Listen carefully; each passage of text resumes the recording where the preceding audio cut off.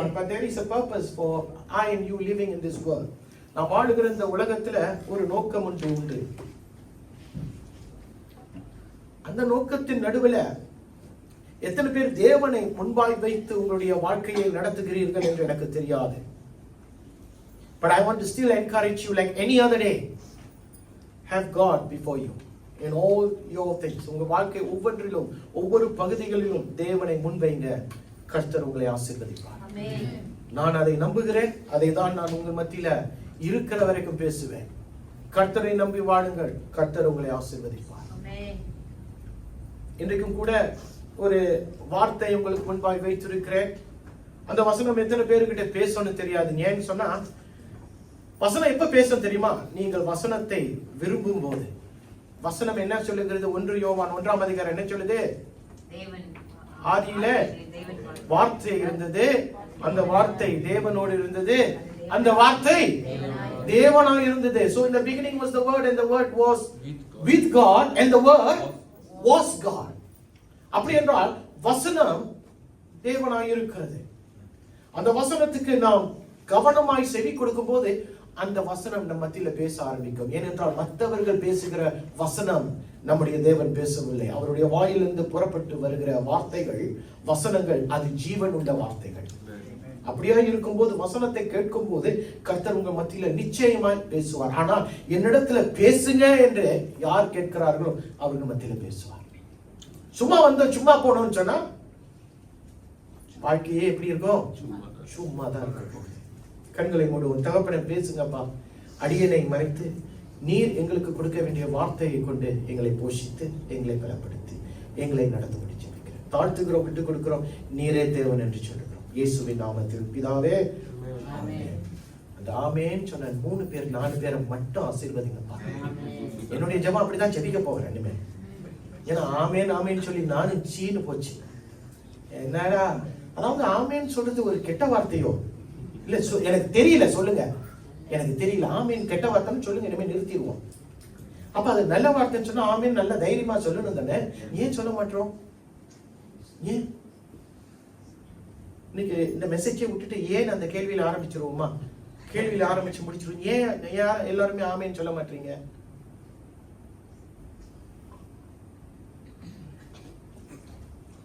யோவான் 12ஆம் அதிகாரம் 12வது வசனம்.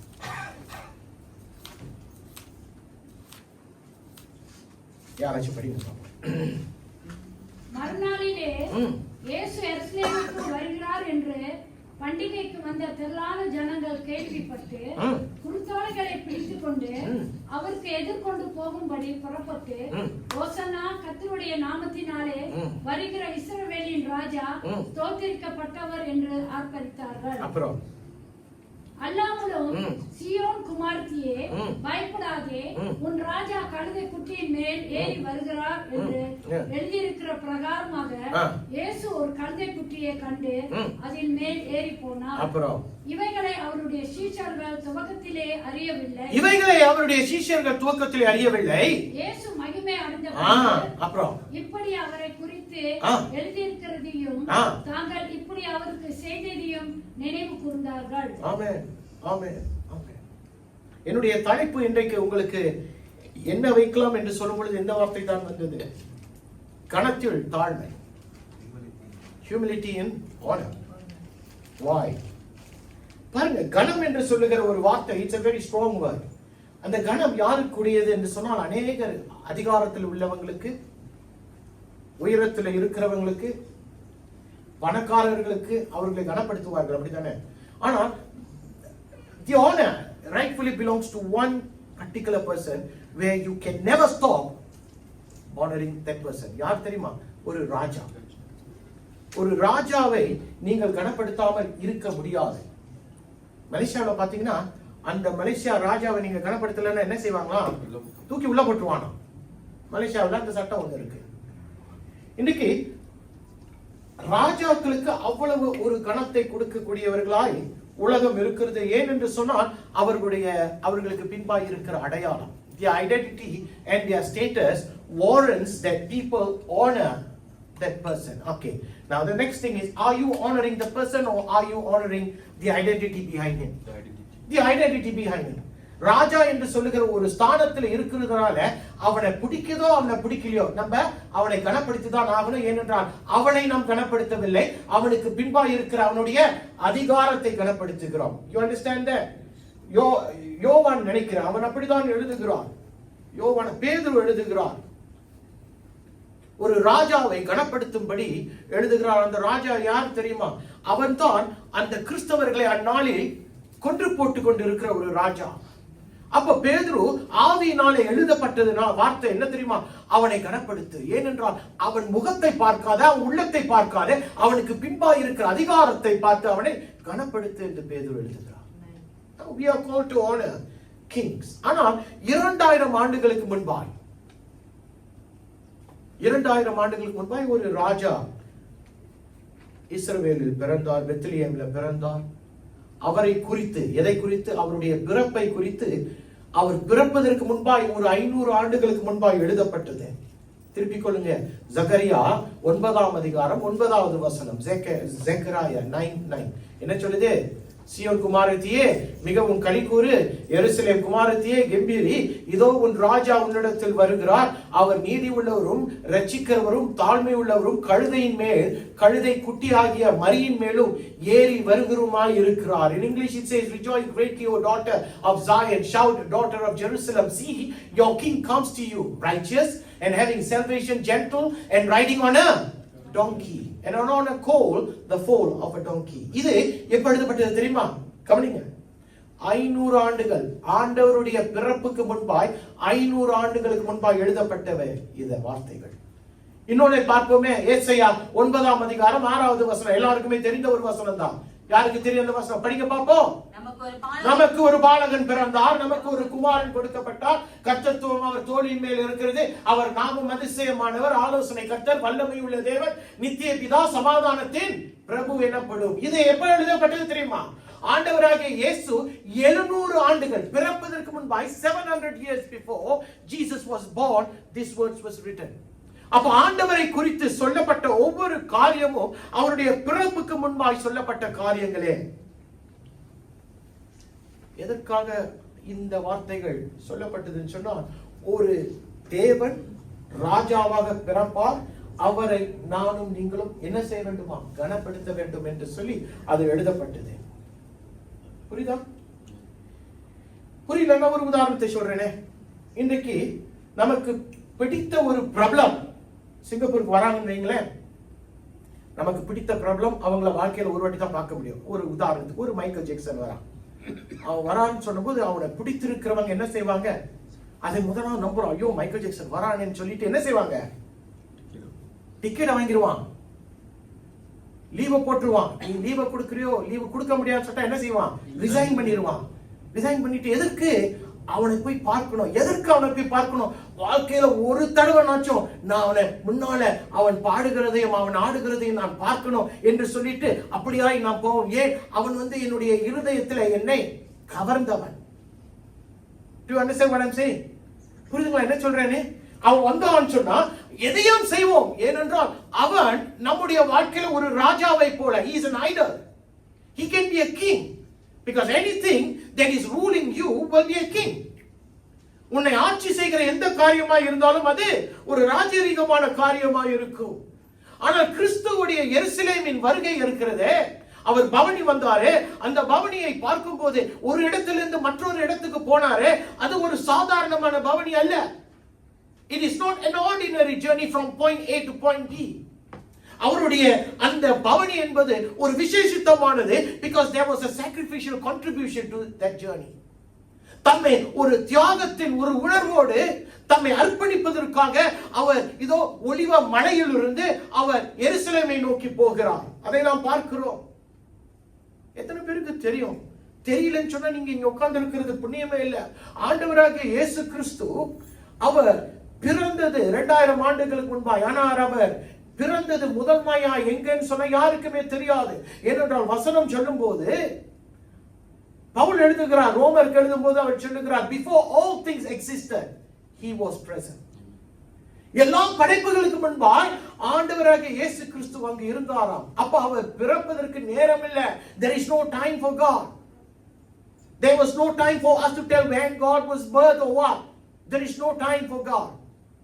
அப்படியா இருக்கிற பட்சத்தில் இன்றைக்கு ஆண்டவராகிய இயேசு கிறிஸ்து அவருடைய சிங்காசனத்தின் மகிமையை விட்டுவிட்டு எனக்காக உனக்காக இந்த பூலோகத்துக்கு வந்தார் ஒரு நோக்கத்தோடு. ஒரு ஆமென் சொல்லுங்களேன்.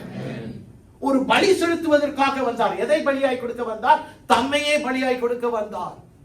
மோசேயின் நியாயப்பிரமாண காலங்களில் பார்க்கும்போது when you look at the time of Moses, they offered doves, they offered the bulls, they offered the blood of all those animals, but yet sin could never, அதை அவர்களால் பாவத்தை மீட்டுக் கொள்ள முடியவில்லை. புறாக்களின் ரத்தமும் ஆட்டுக்கிடாக்களின் ரத்தமும் பாவத்தை நிவாரணப்படுத்த முடியவில்லை. அதனால ஒரு பரிசுத்த பலி தேவையா இருந்தது. அதனால அவருடைய சிங்காசனத்தை விட்டுவிட்டு அவர் பூலோகத்துக்கு வந்தார். என்ன பாஸ்டர், குட் ஃப்ரைடே மெசேஜ் பேசிக்கிட்டு இருக்கிறீங்களா? இல்ல, இந்த வாரம் இன்றையிலிருந்து பார்க்கும்போது இதை மனிதன் எப்படி அனுசரிக்கிறான் சொன்னால் ஒரு பரிசுத்த வாரம் என்று அனுசரிக்கிறான். It is an holy week.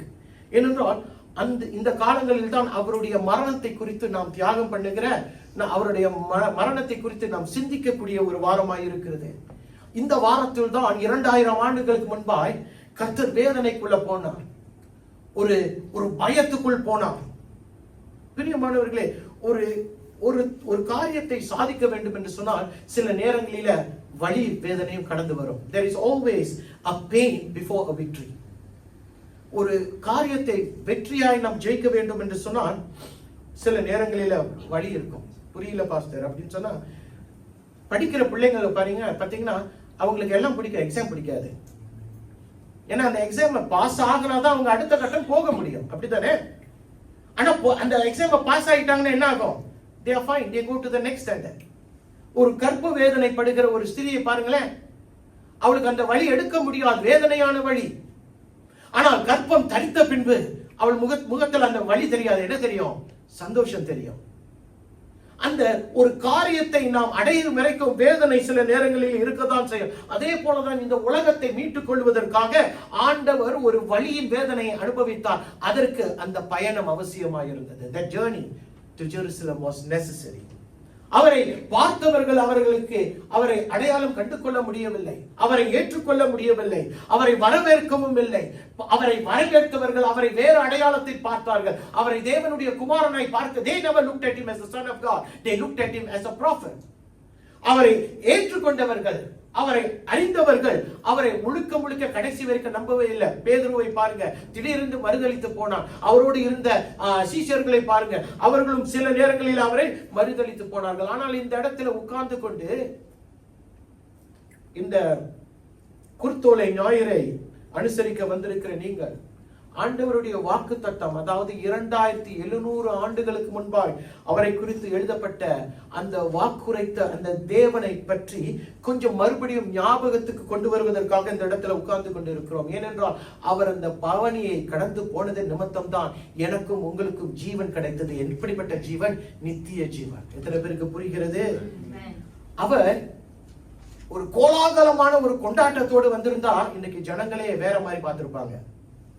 If he would have come with a bang, with pops, with poppers, வானம் அப்படியே எல்லாம் அப்படியே தேவகுமாரன் இறங்கி வருகிறார் என்று சொல்லியிருந்தா இன்னைக்கு எல்லாமே வித்தியாசமா இருந்திருக்கும். ஆனால் அவரோ ஒரு தாழ்மையின் கோலத்தை எடுத்துக்கொண்டார், ஒரு ஏழையின் வடிவத்தை எடுத்துக்கொண்டார். நாசரத்தில் பார்க்கும்போது அவரை நம்மில் ஒருவராய் பார்த்தார்கள். They treated him as common even in his hometown at Nazareth. பிரியமானவர்களே, இன்றைக்கு இந்த பயணத்தை பார்க்க போகிறோம். இந்த பயணத்தின் நிமித்தம் தான் அவர் அவமானத்தை சந்தித்தார். இந்த பயணத்தின் நிமித்தம் தான் அவரை முள்முடியினால் சூடினார்கள், அவரை ஆணியினால அடித்தார்கள். இந்த பயணம் ஒரு அவசியமான பயணமாயிருந்தது. This journey to Jerusalem was so necessary, so necessary. அங்கு பார்க்கும்போது தேவன் தம்மை தாழ்த்துகிறதை பார்க்கிறோம். அவர் யாரு? தேவனுடைய குமாரன். இதை நீங்கள் புரிந்து கொண்டாலே உங்களுக்கு தெரியும் நான் அடுத்து என்ன பேச போகிறேன். You must understand who Christ Jesus is. அவர் நாசரேத்துல பார்த்ததை போல நம்மில் ஒருவர் என்று நீங்கள் என்றைக்கு நினைக்கிறீர்களோ அன்றைக்கு நீங்கள் தோத்து போன ஒரு வாழ்க்கை வாழப் போகிறீர்கள். ஆனால் உங்களுடைய வாழ்க்கையில ஆண்டவராகிய இயேசு கிறிஸ்து மட்டுமே ராஜா என்று நீங்கள் சொல்வீர்கள் என்று சொன்னால் உங்களுடைய வாழ்க்கை வித்தியாசமான ஒரு கண்ணோட்டத்தில் போகும். நிச்சயமாக சொல்லுவேன், சத்தியமாக சொல்லுவேன். ஏனென்றால் அது வார்த்தையின் அடிப்படையில நான் சொல்லுகிற வார்த்தையாக இருக்கிறது. அல்லேலூயா. ஆனால் இந்த பயணத்தை அவர் மேற்கொள்ள வேண்டும் என்று சொன்னால், if you want to do a journey, you need transport. என்ன தேவை? டிரான்ஸ்போர்ட் தமிழ்ல என்ன சொல்லுவாங்க? ஒரு வாகனம் தேவை. ஏதாச்சும் ஒரு வாகனம். அந்த நாட்களில் வாகனம் இல்லைல்ல. அதனால ஆண்டவர் ஒரு குதிரையை எடுத்திருக்கலாம். குதிரை இல்ல, குதிரையை எடுத்திருக்கலாம். அல்லது சேரியட் தமிழ்ல என்ன சொல்லுவாங்க? ரதங்கள், ரதத்தை எடுத்திருக்கலாம். ஆனால் இது இரண்டையும் மறுதளித்து விட்டு ஆண்டவர் எதுல பவனி போகிறார்? ஒரு கழுதையிலும் ஒரு கழுதை குட்டியிலும் பவனி போகிறார். எத்தனை பேருக்கு have you all ever wondered why the Lord Jesus chose a donkey? தாழ்மை, ரைட்? தாழ்மை. ஆனால் அவர் ராஜா தானே, அப்படிதானே? அவர் ராஜாதி ராஜன் தானே. குதிரை எடுத்துக்கலாம் தானே. அவர் காலங்களில் குதிரை இருந்துச்சு, ஏன் எடுக்கல?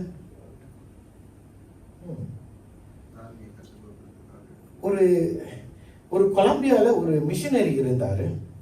அவருக்கு மிஷனரியா இருந்ததுனால அவருக்கு இந்த கழுதைகளை குறித்து கொஞ்சம் கூடவே தெரியுமா. அவர் என்ன சொல்லுகிறார்னு சொன்னா, ஆண்டவர் படைத்த படைப்புல இந்த கழுதை இருக்க, இந்த கழுதை மட்டும்தான் எதையும் தாங்கும் இதயம் உள்ள மிருகம். எதையும் தாங்கும் இருதயம் இல்ல ஒரு மிருகம் எதுனா கழுதை தான். எவ்வளவு சுமையை நீ அவன் அந்த கழுதை மேல வெயி, அது சுமந்துக்கிட்டு போகுமா. அது செய்கிற அப்படிப்பட்ட சுமைகளை தாங்குகிற எந்த மிருகமும் அந்த கழுதையின் பக்கத்துல வர முடியாதாம். No one can compare with the donkey when it comes to hard work because it can carry anything and everything. எதையும் தாங்கும் இதயம் யாருக்கு? ஒரு கழுதைக்கு உண்டு. ஆனால் இந்த கழுதைக்கு என்ன இவ்வளவு இருந்தும் அந்த கழுதையை ஆசைப்படுவதற்கு அதற்கு நல்ல ஒரு வடிவம் கிடையாது. If you notice that the donkey is not elegant, it's not beautiful. வளர்ப்பு பிராணியாய் வீட்டுல யாருக்காச்சும் கழுதையை வளர்க்கணும்னு ஆசை இருக்கா? யாருக்குமே இருக்காது. குருவியை வளர்க்கணும்ன்றான், நாயை வளர்க்கணும்ன்றான், வேற பாம்பை வளர்க்கணும்ன்றான். அது தெரியல. ஆமா, அந்த காலங்கள்ல இருந்திருக்கலாம். ஆனா இப்ப இல்ல, இப்ப இல்ல. ஆனால் கழுதையை யாருமே வளர்க்க மாட்டார்கள். ஆனால் ஏன் ஆண்டவர் கழுதையை தேர்ந்தெடுத்துக் கொண்டார் என்று சொன்னால், நீங்க சொன்னது மாதிரிதான் இருக்கலாம். ஆனால் இன்னொரு காரியத்தை உங்கள் முன்பாக வைக்கிறேன், எடுத்துக்கிறீங்களா? பாருங்க, ஆண்டவர் அவருடைய ஊழியத்தின் நாளில் அவர் ஆரம்பித்ததிலிருந்து அவர் மரிப்பது வரைக்கும் எல்லா இடங்களிலும் அவர் தம்முடைய சீஷர்களுக்கும் தம்மை பின் தொடர்ந்தவர்களுக்கும் ஒரு பாடத்தை கற்றுக் கொடுக்கிறவராக இருந்தார். He was always teaching something to everyone who was close to him. அதே போலதான் இந்த பவனியில வரும்போது ஒரு கழுதையை எடுத்துக்கொண்டு அதை தம்முடைய சீஷர்களுக்கு ஒரு பாடத்தை கற்றுக் கொடுக்கிறதை போல கூட இருந்திருக்கலாம் என்று அவனு பிடிப்போயும். புரியுதுங்களா? ஏனென்றால் சீஷர்களுக்கு அவர் கற்றுக் கொடுத்தால் தான் 2000 ஆண்டுகள் கழித்து நாமளும் அதை கற்றுக்கொள்ள முடியும். You must understand that. அப்ப வசனம் பார்க்கும்போது இந்த பவனியில கர்த்தர் ஒரு கழுதையை தம்மை சுமக்க வேண்டும் என்று சொல்லி தெரிந்து கொண்டார். சரி, வாங்க அந்த கழுதையின் கதையை கொஞ்சம் பார்ப்போமே. மத்தேயு 21ஆம் அதிகாரம் 1-3. அவர்கள் எருசலேமுக்கு சமீபமாய் சேர்ந்து ஒலிவமலைக்கு அருகான பெத்பகேயுக்கு வந்து இயேசுவானவர் சீஷர்களில் 2 பேரை நோக்கி, உங்களுக்கு எதிரே இருக்கிற கிராமத்துக்கு போங்கள். போன உடனே அங்கே ஒரு கழுதையும் அதனோடு ஒரு குட்டியையும் கட்டியிருக்க காண்பீர்கள். அவைகளை அவிழ்த்து என்னிடத்தில் கொண்டு வாருங்கள். ஒருவன் உங்களுக்கு ஏதாயிலும் சொன்னால் இவைகள் ஆண்டவருக்கு வேண்டும் என்று சொல்லுங்கள். உடனே அவைகளை அனுப்பி விடுவான் என்று சொல்லி அவர்களை அனுப்பினார். பாருங்க, ஆண்டவர் எல்லாருக்குமே கற்றுக் கொடுக்கிற ஒரு தேவனாய் ஒரு போதகராய் இருந்தது நிமித்தம் அவர் கற்றுக் கொடுக்கும் போது சீஷர்கள் கற்றுக்கொள்ளக்கூடிய காரியங்கள் பல காரியங்கள் உண்டு. அதை கற்றுக்கொண்டார்கள். இப்ப இந்த பவனியில போகும்போது இந்த வசனத்தின் உட்படியாய் பார்க்கும்போது 3 காரியங்களை உங்களுக்கு முன்பாய் அவர் கற்றுக் கொடுத்திருக்கிறார். அதை கற்றுக் கொடுக்கிறதை நான் உங்கள் மத்தியில் வைக்க ஆசைப்படுகிறேன். முதல் காரியம் என்னவென்று பார்க்கும்போது, அவர்களுக்கு தாழ்மையை புரிந்து கொள்வதற்காக அவர் இந்த காரியத்தை செய்கிறார். Because the donkey represents humbleness. கழுதைக்கும் குதிரைக்கும் வித்தியாசம் இருக்கா? ரொம்ப இருக்கு. அது ஏன் இன்னொரு காரியம் என்னன்னா, குதிரையை பார்க்கும்போது அது பெருமை உள்ள ஒரு குதிரையை போல நாம் பார்ப்போம். கரெக்டா? அது யுத்தத்துக்கு பயன்படுத்துகிற குதிரையாக இருக்கிறது. இது கழுதையை பார்க்கும்போது அதுகிட்ட பெருமை முகம் பார்த்திருக்கிறீங்களா? நான் பார்த்தது இல்லை. கழுதையை பார்க்காத ஒரு கூட்டம் இருக்கு, ரைட்டு? அப்ப பாத்தீங்களா, அப்ப பார்க்கும்போது இந்த தாழ்மையை குறித்து நாம் பார்க்கும்போது கொஞ்சம் நம்ம தேவனுடைய சீஷர்களுடைய காலங்களுக்கு வருவோமா? Let's go back to 2000 years ago. பாருங்க, ஆண்டவருடைய இயேசுவுடைய சீஷர்களா இருக்க வேண்டும் என்று சொன்னால் அது ஒரு கடினமான காரியம். It's difficult to be a disciple of the Lord Jesus Christ. ஏன் தெரியுமா? அவருக்கு எதிர்பார்ப்புகள் ரொம்ப இருக்கு. எத்தனை பேருக்கு புரிகிறது என்ன சொல்றேன்? ஆண்டவர் தம்முடைய சீஷர்களிடத்துல அதிகமாய் எதிர்பார்த்தார். அவருடைய சீஷர்களுக்கு அந்த இடம் இருக்கிறதே, அந்த அடையாளம் இருக்கிறதே, அது ஒரு பெருமைக்குரிய அடையாளம், அவர்களை உயர்த்தக்கூடிய ஒரு அடையாளம் தான். It was a glorious and prestigious position as a disciple of the Lord Jesus Christ. அவர்கள் ஒன்றுமே இல்லாத இடங்களில ஆண்டவர் அவர்களுக்கு ஒரு அடையாளத்தை கொடுத்தார். சீஷர்கள் என்றும் அப்போஸ்தலர்கள் என்றும் சொல்லி அவர்களை உருமாற்றினார். ஆனால் இந்த சீஷர்களை பாருங்க, இவர்கள் எப்படிப்பட்டவர்கள் தெரியுமா? மத்திய 10ஆம் அதிகாரம் 1வது வசனம் என்ன சொல்லுது? அப்பொழுது அவர் தம்முடைய 12 சீஷர்களையும் தம்மிடத்தில் வரவழைத்து அசுத்த ஆவிகளை துரத்தவும் சகல வியாதிகளையும் சகல நோய்களையும் நீக்கவும் அவர்களுக்கு அதிகாரம் கொடுத்தார். Now he called his 12 disciples to him and gave them authority to drive out evil spirits and to heal every disease and sickness. பாருங்க, இப்ப இந்த சாதாரணமான இருந்த சீஷர்களை கர்த்தர் எப்படி மாற்றிருக்கிறாரு? அசாதாரணமான விசேஷமான ஜனங்களாய் மாற்றிருக்கிறார்.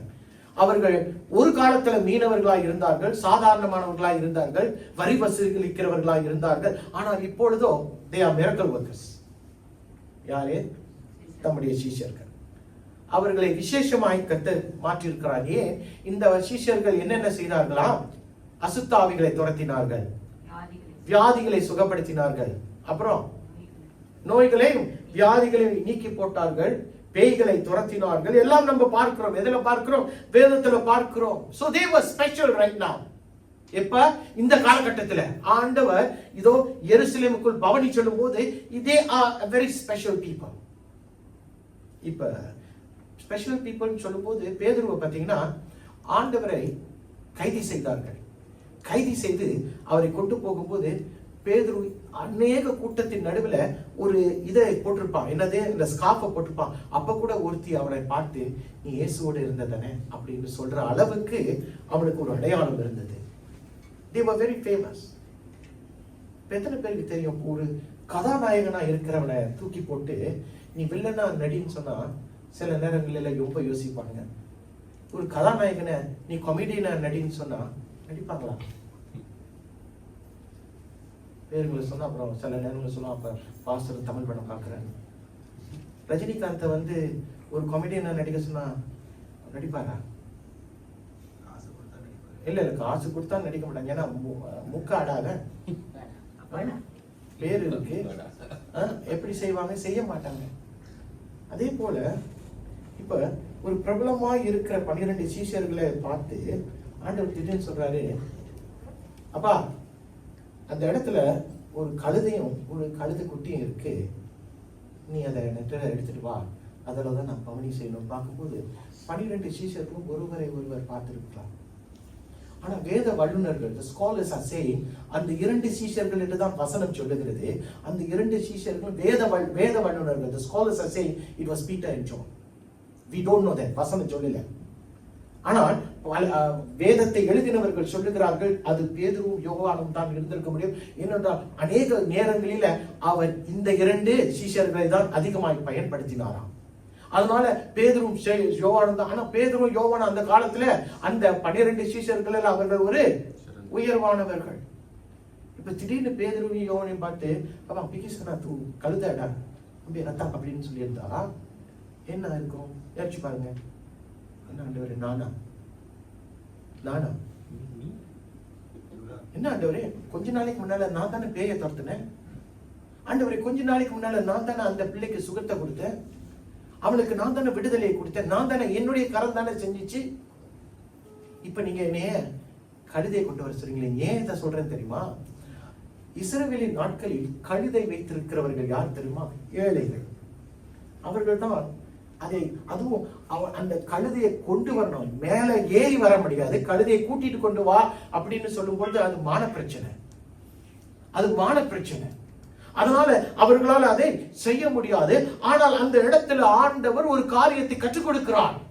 என்னவென்று சொன்னால், நீ எவ்வளவுதான் உயரத்துல இருந்தாலும் சில நேரங்களில நீ தாழ்மையான ஒரு சில காரியங்களை செய்தே ஆக வேண்டும். சில நேரங்களில் God is giving them a donkey detail, something which is a little bit difficult to swallow. இப்ப பிரபலமான ஒரு போதகர், ஒரு உதாரணத்துக்கு நம்ம தீபன் எடுத்துக்குவோம். அவர் தான் முன்னுக்கு உட்கார்ந்துருக்கிறார். தீபன் எடுத்துக்குவோம். இப்ப ஃபாதர் வராரு. ஃபாதர் பேக்மன்ஸ் வந்துட்டு அந்த டைம்ல இவர் வந்து பிரபலமான ஒரு வர்ஷிப் லீடர். யாரு? நம்ம தீபன், பிரபலமானவர். ஃபாதர் சொல்றாரு, ஐயா தீபன் ஐயா, நீங்க போய் கீழே ஒரு காஃபி வாங்கிட்டு வாங்க அப்படின்னு சொல்லும்போது, இப்ப தீபன் அவர் தான் இப்ப பிரபலம் ஆயிட்டார்ல. அவர் விஜய்கிட்ட சொல்லுவாரு, தம்பி நீ போய் அங்க டீ ஒண்ணு வாங்கிட்டு பா அப்படின்னு தீபன் வந்து விஜய்கிட்ட சொல்லும் போது, ஃபாதர் வந்து தீபன் சொல்றாரு, ஐயா நான் உங்களை தான் வாங்கிட்டு போக சொன்னேன், நீங்க போய் வாங்கிட்டு வாங்கயா சொல்லும் போது அவருக்கு மூஞ்சி எப்படி இருக்கும்? அடிச்சு போட்ட மாதிரி இருக்கும். என்னடா இப்படி சொல்லிட்டாரு அப்படின்னு. ஏன்? அவருடைய அந்தஸ்து இப்ப அங்க இருக்கிறது. திடீரென்று ஃபாதர் அவரே கோப்பியை வாங்கிட்டு வான்னு சொல்றாரு அப்படின்னு சொல்லிட்டு அவருக்கு மனசுல ஒரு லிட்டல் என்னது, ஒரு சலசலம். புரியுதுங்களா நான் என்ன சொல்ல வரேன்னு? அதனால சில நேரங்களில ஆண்டவர் நம்மிடத்துல கற்றுக் கொடுக்கக்கூடிய காரியம் என்ன தெரியுமா? நீ எந்த இடத்துல உயர்வா இருந்தாலும் சில நேரங்களில் நீ தாழ்மையான இடத்துக்குள் வர வேண்டும். தாழ்மையான காரியங்களை செய்ய வேண்டும். அதுவும் குறிப்பா நான் கொடுக்கிற வசனத்தின்படி நீ தாழ்மை உள்ளவனா இருக்கும் போதுதான் நான் உனக்கு எதை கொடுப்பேன்? கிருபையை அதிகமாய் கொடுப்பேன் என்று கர்த்தர் சொல்லுகிறார். அதனால இன்றைக்கு தாழ்மை உள்ளவனாய் இருக்கணும். அதனாலதான் ஆண்டவர் அன்றைக்கு அந்த 2 சீஷர்களை அனுப்பிவிட்டு, பாருங்க கர்த்தர் அற்புதம் செய்தார். எவ்வளவு அற்புதங்களை செய்ததால் சொல்லியிருந்தா அந்த 2 கழுதையும் இங்க வந்து நின்று இருக்கும். ஆனால் it was a lesson that he wants to teach the disciples. Go and bring that donkey. இது அவமானமான காரியமா? சில நேரங்களில் அவருடைய காலங்களில் இருந்தா அது ஒரு அவமானமான காரியம் தான். ஆனா நம்ம ஆள் என்ன செஞ்சாரு தெரியுமா? நம்ம ஆண்டவர் அதையும் பார்க்கலாம் இன்னும் ஒரு அவமானமான காரியத்தை செய்தாரே. பார்க்கலாமா?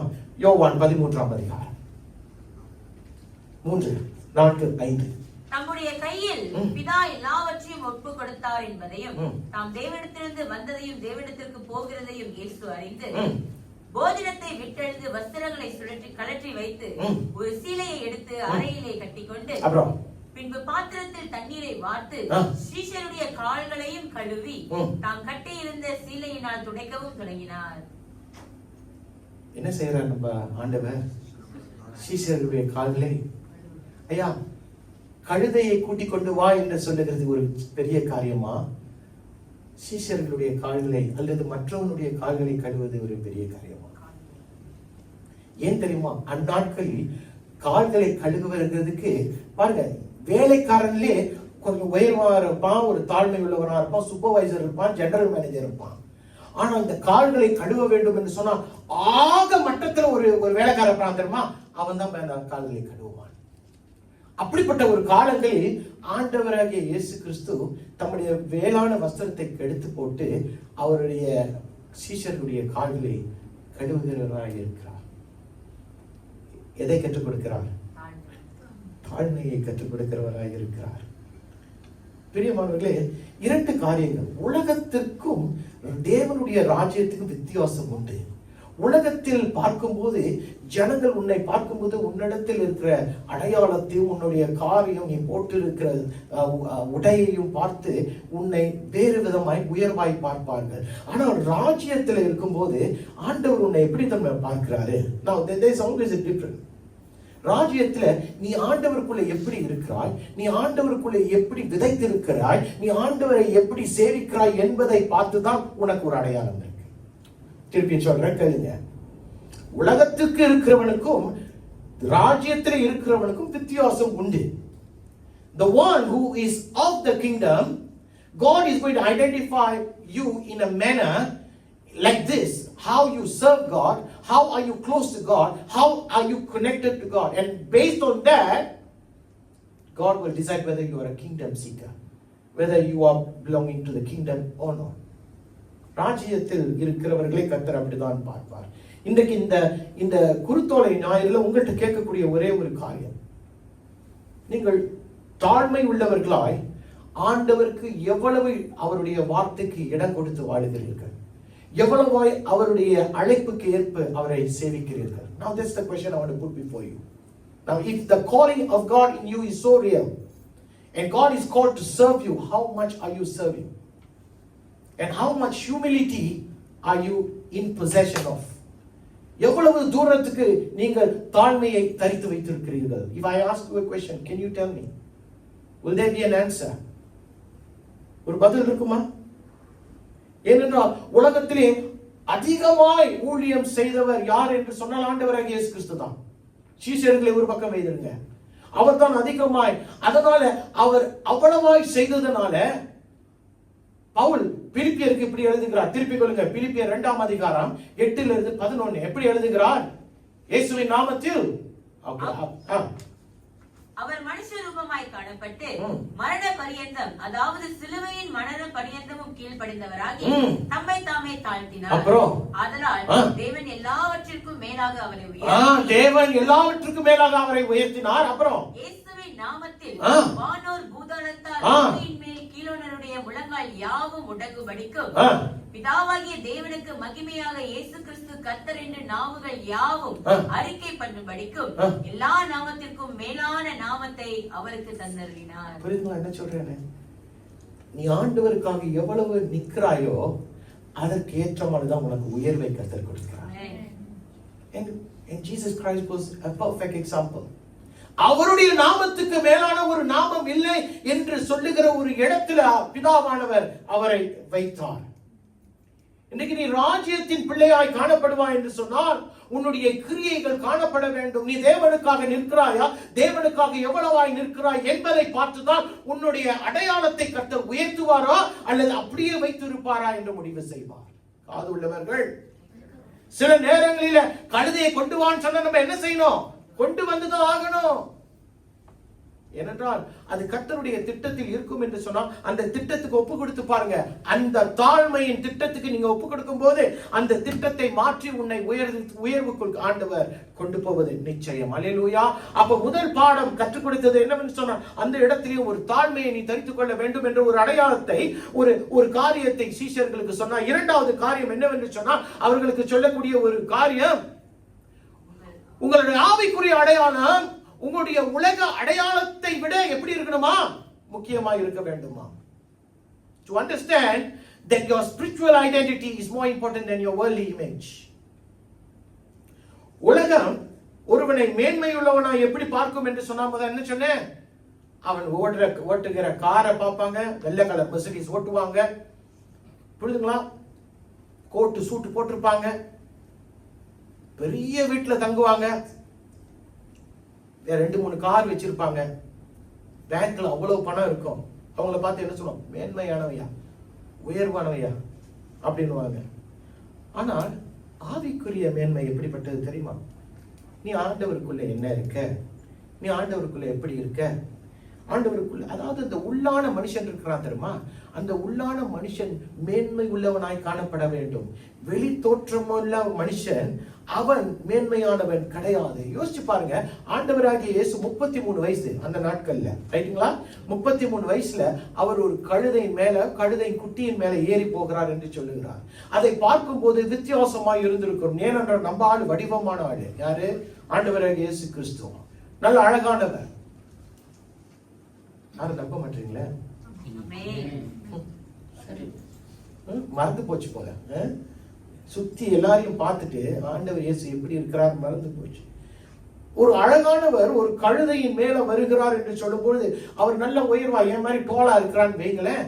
என் மாதிரி டோலா இருந்து அவர் அந்த கழுதையின் மேல உட்காரும் போது எப்படி இருந்திருக்கும்? ஒரு மாதிரி ஓடா இருந்திருக்கும்.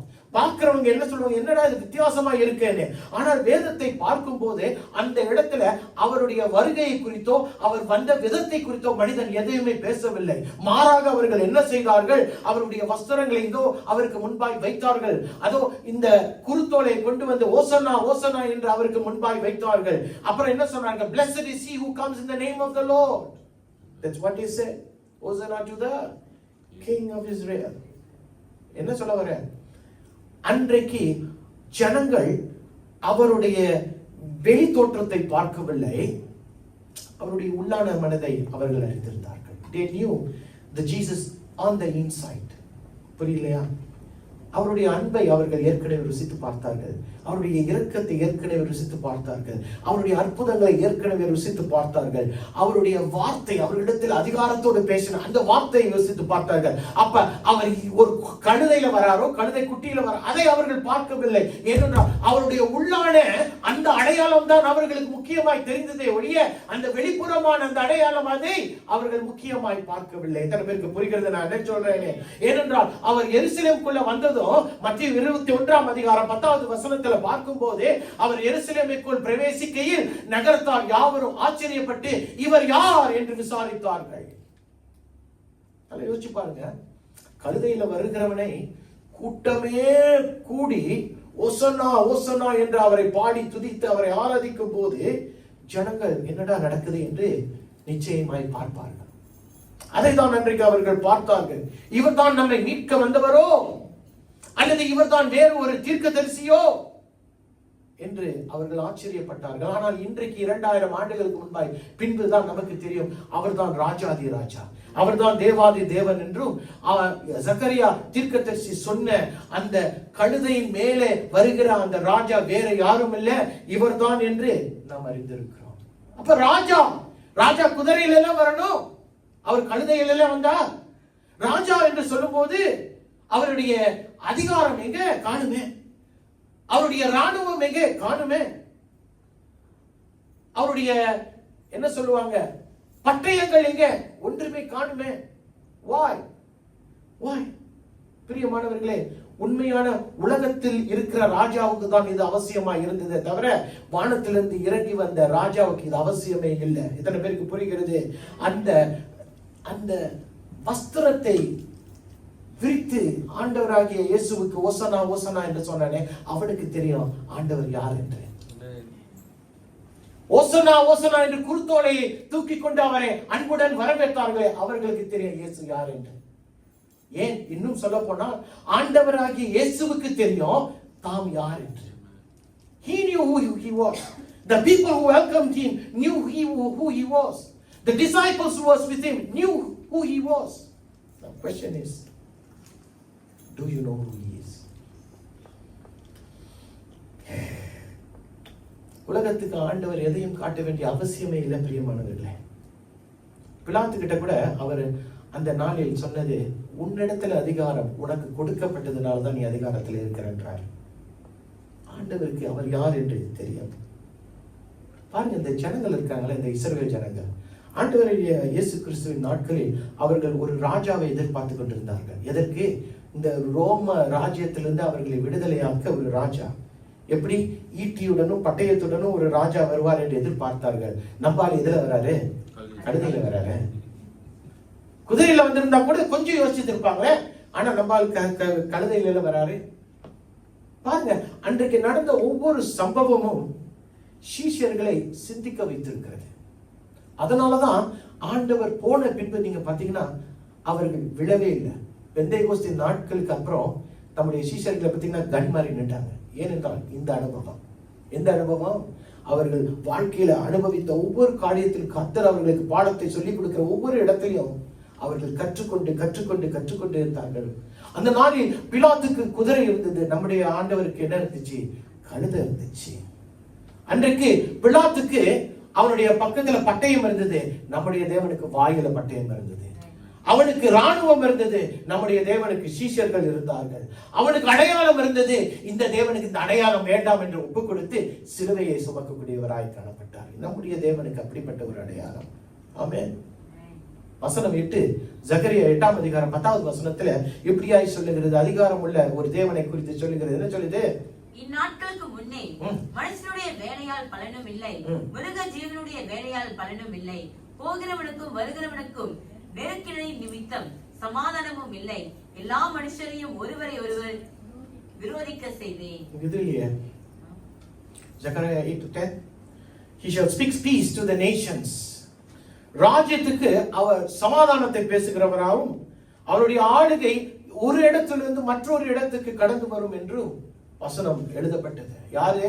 தீர்க்கதரிசியான ஜக்கரியா 500 ஆண்டுகளுக்கு முன்பாக இயேசு கிறிஸ்துவை குறித்து பேசியிருந்தார்.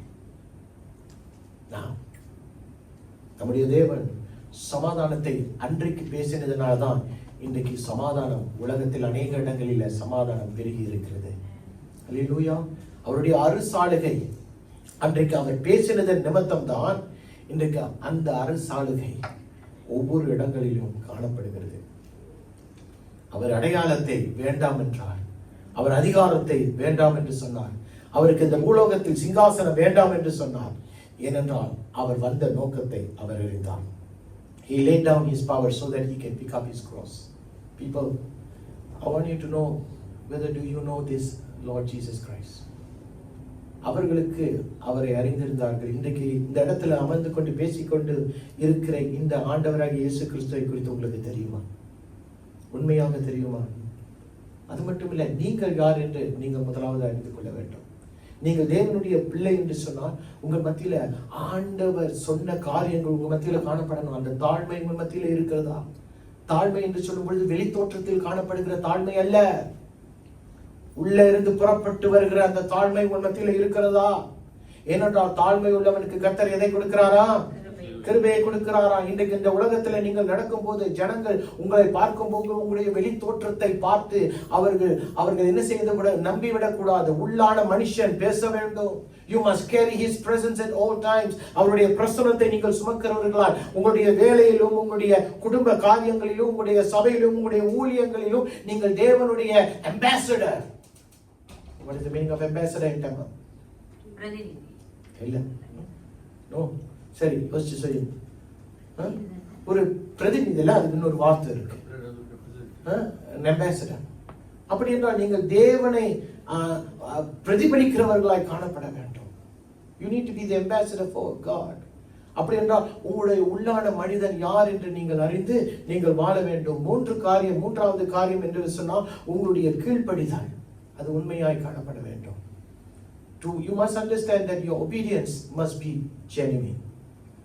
ஒரு சேவிக்கிறவன் இருக்கிறான் பார்த்தீங்களா, பணிவிடைக்காரனுடைய வேலை அல்லது அவனுடைய பொறுப்பு என்னது? பணிவிடை செய்வது. ரைட்டுங்களா? அவன் வாழ்க்கை பூரா ஒரு பணிவிடைக்காரன் என்று சொன்னா அவன் என்னதான் செய்வான்? பணிவிடை தான் செய்வான். அப்ப ஆண்டவர் எதற்காக வந்தார்? பணிவிடை செய்ய வந்தார். He came to serve, not to be served. அப்படிதானே வசனம் சொல்லுது. அப்ப ஆண்டவர் அவருடைய நோக்கத்தை அறிந்து வந்ததுனால அவருக்கு பிரபலம் அவசியமாய் இல்லை, ஜனங்கள் அவரை விரும்ப வேண்டும் என்ற ஒரு அவசியம் இல்லை. இருந்திருந்தால் அவர்களை பரிசேயரும் சதுசேயரும் அவர்களுக்கு விரோதமாக எழுப்பி இருக்க மாட்டார்கள். He was always firm in his calling. The only thing Jesus wanted to do on that day, தேவன் செய்யக்கூடிய ஒரே ஒரு காரியம் என்ன தெரியுமா? செய்ய விரும்பின காரியம். He wanted to do the Father's will. அவர் பிதாவின் சித்தத்தை செய்ய வேண்டும் என்று சொல்லிதான் அவர் வந்தார். யோவான் 6ஆம் அதிகாரம் 38வது வசனத்துல அவர் என்ன எப்படியா எழுதுகிறார் சொல்லுங்க பாப்போம். என் சித்தத்தின்படி அல்ல, என்னை அனுப்பினவருடைய சித்தத்தின்படி செய்யவே நான் வானத்திலிருந்து இருக்கிறேன். அவர் சொல்லுகிறார், I have come down from heaven not to do whose will, not to do my will, but I have come to do the will of him who sent me. Hallelujah. Gethsemane தோட்டத்துல பார்க்கும்போது ஒரு சில நாட்களுக்கு பின்பு என்ன நடந்ததுன்னு சொன்னா, ஆண்டவர் நல்ல கேளுங்க, பவனி வந்தார். எருசலேமுக்கு பவனி வரும்போது உன்னதத்தில் இருக்கிறவருக்கு ஓசனா ஓசனா ஓசனா என்ற ஒரு கூட்டம் எழும்பி அவரை வரவேற்றது, அவரை கனப்படுத்தினது. அவர் ஒரு பிரபலமானவர் என்பதை அவர்களுக்கு காட்டினார். ஆனால் அந்த ஒரு வாரம் கழித்த பின்பு அந்த கூட்டம் காணாமல் போனது. ஆண்டவர் தனித்து விடப்பட்டார். அவர் இப்ப அந்த பாடுகளின் காரியங்கள் அவருடைய சிந்தைக்குள் வந்துவிட்டது. ஞாபகம் இருக்கா? அந்த கெத்செமனே தோட்டத்துல அவருடைய வேர்வை எப்படியாய் புறப்பட்டு வந்ததாம்? ரத்தமாய் புறப்பட்டு வந்ததாம். Because there was a part of the Lord Jesus Christ which did not want to go to the cross. அதை குறித்து வெள்ளிக்கிழமை பேசுவோம். அவருக்குள்ள இருக்கிற ஒரு பகுதி அவரை சிலுவைக்குள் போவதற்கு தடை பண்ணுகிறது. But I want to let you know, the Lord Jesus Christ knew the purpose for which he came. என்ன நோக்கத்துக்கு வந்தாரோ அந்த நோக்கத்தை அவர் முன்பாய் வைத்தார். மரிப்பதற்கு தான் வந்தார், அந்த நோக்கத்தை முன்பாய் வைத்தார். அந்த பிரபலத்தை அவர் அசட்டை பண்ணிவிட்டார்.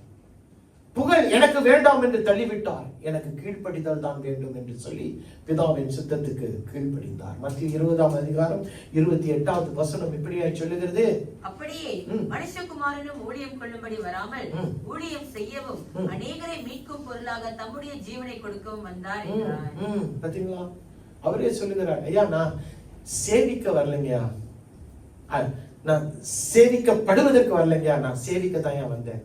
I did not come to be served, I came to serve.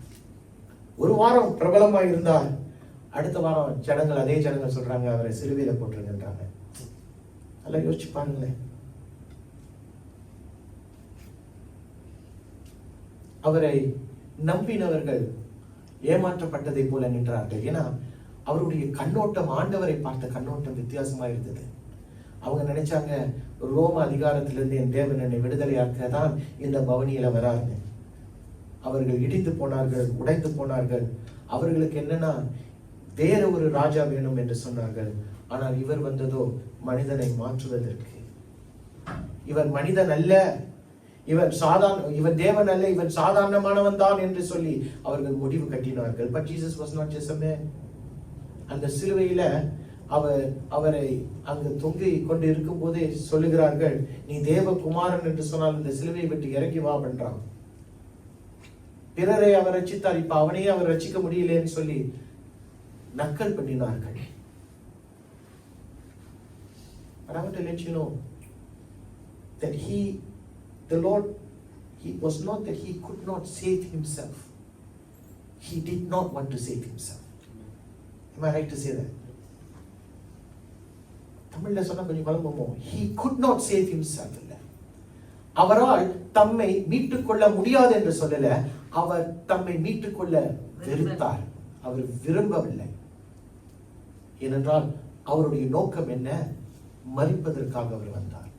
அந்த நோக்கத்தை நிறைவேற்றுவதற்காக அவர் நோக்கத்தை மட்டும் பார்த்தாரே தவிர, கீழ்ப்படிதலை மட்டும் பார்த்தாரே தவிர பிரபலத்தை பார்க்கவில்லை. என்னை நீ எப்படி வேணாலும் பார்த்துக்கோ என்று சொல்லி கடந்து போயிட்டான். ஆனா நம்ம அப்படி இல்லை. சில நேரங்களில நம்ம என்ன செய்வோம், ஐயோ அவங்க பார்க்கறாங்களே, ஒரு சில காரியங்களை விட்டு கொடுக்க முடியாதே என்று நம்ம சொல்லுவோம். ஆனா இன்றைக்கு இந்த 3 காரியங்கள் உங்கள் முன்பாய் வைத்தேன். தாழ்மை, எந்த சூழ்நிலையிலும் தாழ்மையை தரித்துக் கொள்வது முக்கியம். 2வது காரியம், உனக்குள்ள இருக்கிற உள்ளான ஆண்டவர் கொடுத்த அந்த அடையாளத்தை தான் நீ வைத்துக் கொண்டு உன்னுடைய வாழ்க்கையை நடத்த வேண்டும். 3வது என்னவென்று சொன்னால் உன்னுடைய உண்மையான கீழ்ப்படிதல். அதை தான் கர்த்தர் விரும்புகிறார். ஏனென்றால் அப்படிப்பட்ட இந்த 3 காரியங்களை சீஷர்கள் பெற்றுக்கொண்டார்கள். அதனால்தான் அவர்கள் விழுந்து போகாதபடிக்கு தேவனுக்கு என்று உண்மையாய் சேவித்தார்கள். அன்றைக்கு பிரபலமாய் இருக்கிற பேதுரு பிரசங்கிக்கவில்லை. அபிஷேகம் பண்ணப்பட்ட பேதுரு பிரசங்கித்தான். எத்தனை பேர் ரட்சிக்கப்பட்டான்? 3000 பேர் ரட்சிக்கப்பட்டார்கள். பாருங்க, Jesus let go of that popularity so that he could serve the purpose. அவருடைய ஒரு வாரத்துக்கு முன்பாய் ஓசனா ஓசனா என்று சொல்லுகிற அந்த பிரபலத்தை அவர் உதறி தள்ளிவிட்டு நோக்கத்தை பிடித்துக் கொண்டார். இன்றைக்கு நீங்கள் அப்படியாய் உங்களை ஒப்பு கொடுத்து தேவனுக்காக நிற்க முடியுமா? அழைக்கப்பட்டவர்களாய் இருக்கிறீர்கள், சேவிக்கிறவர்களாய், தேவனை சேவிக்கிறவர்களாய் இருக்கிறீர்கள். இன்றைக்கு உண்மையாய் தேவனை சேவிக்கிறவர்களாய் பரலோகம் உங்களை பார்க்கிறதா? அல்லது சும்மா அப்படி படம் கட்டுற மாதிரி நம்ம செய்யறோமா? உங்களுடைய கீழ்ப்படிதல் எதற்கு? தேவனுடைய வார்த்தைக்கு அந்த கீழ்ப்படிதல் உண்மையாய் காணப்படுகிறதா? அல்லது சும்மா? சில பேர் 4 தடவை சபைக்கு வருவாங்க கீழ்ப்படிகிற மாதிரி. எதுக்கு? கிறிஸ்துமஸ்க்கு, நியூ இயர்க்கு, குட் ஃப்ரைடேக்கு, அப்புறம் ஈஸ்டருக்கு. இப்போ 100 நாளையும் சேர்த்துக்கலாம் பிறந்த நாளுக்கு. இன்னைக்கு நானும் நீங்களும் கொஞ்சம் யோசிக்க வேண்டும் பிரியமானவர்களே. ஏனென்றால் நான் தினமும் சொல்றதுதான் திருப்பியும் சொல்லுவேன். ஆண்டவராகிய இயேசு மறுபடியும் வரப்போகிறார். வருவதற்கு முன்பாய் நானும் நீங்கள் என்ன செய்யப்படணும்? ஆயத்தமாகணும், பிறரை ஆயத்தப்படுத்த வேண்டும். அதுதான் நம்ம மேல விழுந்த ஒரு கடமை. அந்த கடமையை நாம் நேர்த்தியாய் செய்யும் போதுதான், நிச்சயமாய் செய்யும் போதுதான் ஒரு நாள் வரும்போது உண்மையும் உத்தமமாய் இருக்கிற ஊழியக்காரனே என்று சொல்லி கர்த்தர் என்னையும் உன்னையும் தட்டி கொடுப்பார். Now you need to be like that.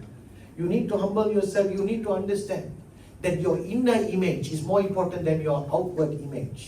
Your inner identity, உனக்குள்ள இருக்கிற அந்த உண்மையான உள்ளான அந்த அடையாளத்தை தான் கர்த்தர் விரும்புகிறார். வெளி தோற்றத்துல நீ சில நேரங்களில காட்டுகிற அந்த அடையாளத்தை கர்த்தர் அங்கீகரிப்பதும் கிடையாது, அதை அவர் விரும்புவதும் கிடையாது. மூன்றாவது, உன்னுடைய கீழ்ப்படிதல், தேவனுடைய வார்த்தைக்கு நேராய் இருக்கிற உன்னுடைய கீழ்ப்படிதல் எப்படி காணப்படணுமா? உண்மையாய் காணப்படணும், ஜெனுவின். அப்பொழுதுதான் கர்த்தர் இந்த பாண்டத்தை பயன்படுத்த முடியும். சில நேரங்களில நம் மனுஷனை ஏமாத்திடலாம், ஆனா தேவனை ஏமாத்த முடியுமா? யோசிச்சு பாருங்களேன். You can cheat men, you can cheat everyone, you can't cheat God. You can't deceive the Holy Spirit. பரிசுத்த ஆவியானவரை நீங்க ஏமாற்ற முடியாது. அதனாலதான் இன்றைக்கு கேட்கிறேன், 3 காரியங்கள் இந்த குருத்தோலை ஞாயிறு அன்றைக்கு உங்கள் மத்தியில வைக்கிறேன். ஆண்டவர் அந்த கழுதையின் மேல வரும்போது தம்மை தாழ்த்தினார். அந்த தாழ்மையை தம்முடைய சீஷர்களுக்கும் தம்மை சுற்றி வந்தவர்களுக்கும் கற்றுக் கொடுத்தார். இரண்டாவது, அவர் சொன்ன ஒரு காரியம், ஐயா நான் கழுதையில வந்தாலும் என்னுடைய பழைய மனுஷனை நீ அறிந்திருக்கிற, எனக்குள்ள இருக்கிற அந்த அபிஷேகத்தை அறிந்திருக்கிற, எனக்குள்ள இருக்கிற வார்த்தையை நீ அறிந்திருக்கிற, எனக்குள்ள நான் உனக்கு செய்த அந்த அற்புதங்களை நீ எண்ணி இருக்கிற, பார்த்திருக்கிற என்று அவர்களுக்கு கற்றுக் கொடுத்தார். வெளி தோற்றம் அவசியம் இல்லை, உள்ளான தோற்றம் தான் அவசியம். மூன்றாவது, உண்மையான கீழ்ப்படிதல். ஏனென்றால் உண்மை என்று ஒரு காரியம் இருக்கும்போது பொய் என்ற ஒரு காரியமும் இருக்கும். You can't cheat, you can't deceive the Holy Spirit. அவருக்கு தெரியும், அவருக்கு தெரியும். இன்னைக்கு எல்லாம் தெரிந்த நீங்க உண்மையான தேவனை தெரிந்து இருக்கிறீர்களா? Do you really know your God? ஏனென்றால் அப்படி தெரியும்